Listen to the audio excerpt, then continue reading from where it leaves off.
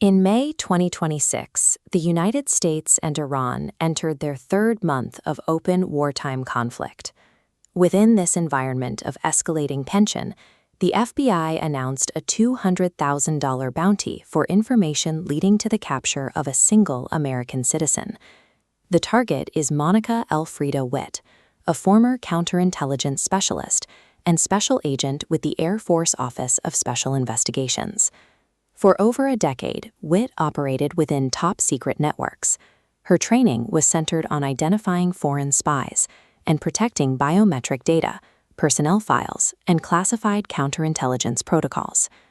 When Witt reached Tehran in 2013, she transitioned from an intelligence officer to a state-sponsored conspirator, providing the Iranian government with the internal logic of the agencies she once served. The defection of a counterintelligence agent represents a unique failure in national security. It allows an adversary to see the internal structure of American protection, turning defensive protocols into a map for dismantling them. Following recruitment efforts by a dual-national journalist, Witt arrived in Iran in August 2013. The Iranian government immediately provided her with housing and the computer equipment she would use to conduct operations on their behalf. It took 6 years for federal prosecutors to finalize the legal case against her. This is the first page of the sealed indictment brought by a grand jury. The core of the case rests on Title 18 U.S.C. Section 794. This statute criminalizes the delivery of national defense information to a foreign government to injure the United States. Turning to page 17, the indictment details the exposure of special access programs.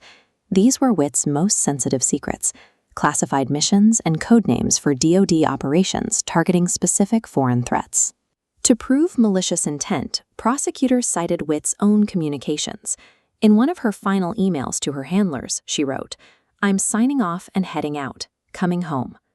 These charges target the disclosure of operational blueprints. Witt provided the Iranian government with the exact methods the U.S. uses to collect information, effectively rendering those specific intelligence networks visible to the adversary. By early 2014, Witt began facilitating a campaign of offensive cyber warfare against her former colleagues. The indictment includes a secondary charge under Section 1030, computer intrusion. This identifies 4 hackers working for the Iranian Revolutionary Guard Corps who operated in tandem with Witt. Witt spent over a year developing target packages, comprehensive dossiers on 8 U.S. intelligence agents she had once worked alongside. These profiles included the agents' true names, physical locations, and specific professional roles.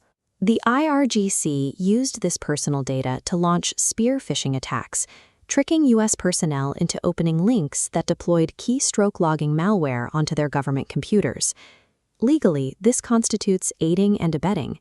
Witt provided the human intelligence that enabled a digital intrusion, making her a critical participant in the cybercrime. Her role served as the bridge between raw digital tools and human targets. Without her institutional knowledge of the individuals involved, the malware campaign lacked the credibility needed to penetrate these specific agencies. Despite these detailed charges, Witt remains outside the reach of the American legal system. She is believed to reside in Tehran under the protection of the Iranian state. Because the United States and Iran maintain no formal diplomatic relations and no extradition treaty, federal agents have no legal mechanism to compel her return. Witt is physically shielded by the Elite Revolutionary Guard Corps, an organization that the U.S. has designated as a sponsor of terrorism. The FBI's $200,000 bounty is an attempt to bypass this diplomatic deadlock. By placing a high price on her capture, authorities seek to turn Witt into a liability for her hosts, creating a situation where it is more profitable for an associate to betray her than to protect her. This case highlights the unyielding nature of federal counterintelligence investigations. Even a decade after her defection, the Department of Justice maintains that its pursuit of those who violate their oath of secrecy is permanent. Modern espionage has evolved beyond the theft of physical documents. It now relies on the long-term cooperation of insiders to facilitate digital warfare, leaving U.S. personnel and their networks exposed to a hunt that current international law cannot stop.